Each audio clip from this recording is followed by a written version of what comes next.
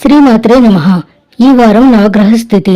ఈ వారంలో మీనరాశి యందు శనీశ్వరుని సంచారం కొనసాగుతూ ఉన్నది. మేషరాశి యందు శుక్రుని యొక్క స్థితి.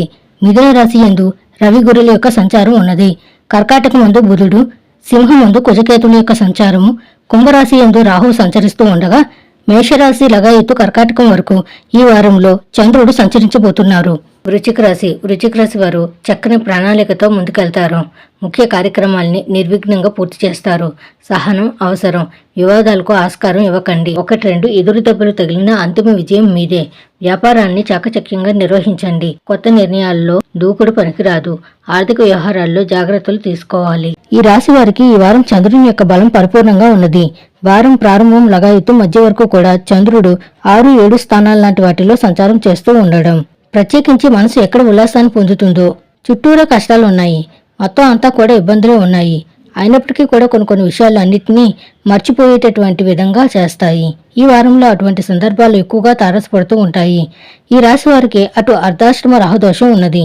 పంచమ శనీశ్వరుని యొక్క స్థితి, భృగు షట్కము అనేటటువంటి స్థితి, అలాగే అష్టమ రవి యొక్క దోషం, అష్టమ గురుదోషం, అలాగే దశమ మందు కుజకేతువులు, అందులో కుజుడు దశమ మందు దిగ్బలయుక్తుడి పాపంగా కొంత ఇబ్బంది పెడుతూ ఉన్నటువంటి స్థితి. ఇలా మాట్లాడుకుంటూ పోతే అంటే ఎందుకు మనం గ్రహాల గురించి తెలుసుకోవాలి అంటే టైం ఏ విధంగా మనల్ని ఇబ్బంది పెడుతుంది, ఒక టైం బ్యాడ్గా ఉన్నప్పుడు అది దాని నుండి మనం ఎలా అధిగమించాలి. ఉద్యోగం మార్పు చేసేటప్పుడు 1-2 సార్లు ఆలోచన చేయండి. కుటుంబపరమైనటువంటి విషయాల్లో ఆచితూచి మాట్లాడుతూ ఉండండి. మాట అనేటటువంటిది ఇవ్వకండి. తర్వాత భరోసా, ష్యూరిటీలు ఇటువంటి వాటి జోలికి వెళ్ళకండి. ఇతరులను నమ్మి ఏ పని ప్రారంభం చేయకండి. స్వశక్తిని నమ్ముకొని ముందుకు వెళ్ళండి. ఆరోగ్యం పట్ల జాగ్రత్తగా ఉండండి. అలాగే అనవసరమైన ప్రయాణాలు జరగడానికి అవకాశం ఉంటుంది. మీతో పని ఉన్నంత వరకు మిమ్మల్ని చాలా గొప్పగా చూసుకొని దూరత్రా తీసుకెళ్లి మీతో పని అయిపోయిన తర్వాత మిమ్మల్ని ఎక్కడ పడితే అక్కడ వదిలేసేటటువంటి వ్యక్తులు వీళ్ళందరూ జీవితంలో ఎక్కువగా మీ చుట్టూ ఉన్నారు.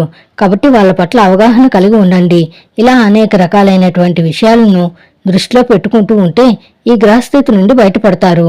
ఇవి ప్రధానమైనటువంటి సూచనలు. అయితే వీటి నుండి బయటపడడానికి దైవ సంబంధమైనటువంటి స్తోత్ర పారాయణ ఇవి ఏవైనా కూడా మనకు ఉపయోగపడుతూ ఉంటాయి.